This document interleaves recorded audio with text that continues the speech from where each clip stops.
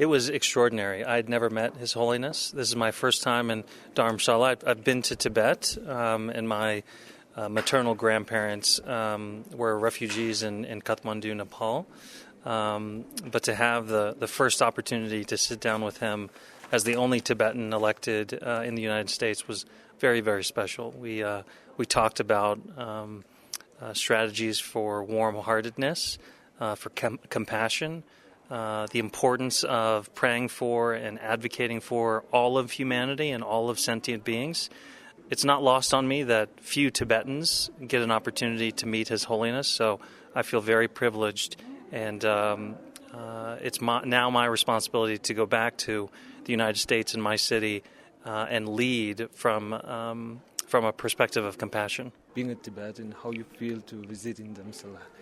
It feels like home. Where I am in the United States, there's not very many Tibetans. So being in a city made of Tibetans, for Tibetans, surrounded by Tibetans, our culture, our food, our heritage is very special to me. And because of the consequences of living in exile and being members of the diaspora, it's very difficult for me personally to connect with Tibetans. And this is a perfect opportunity to develop some relationships, and I feel very special and privileged for that. Thank you. Thank you.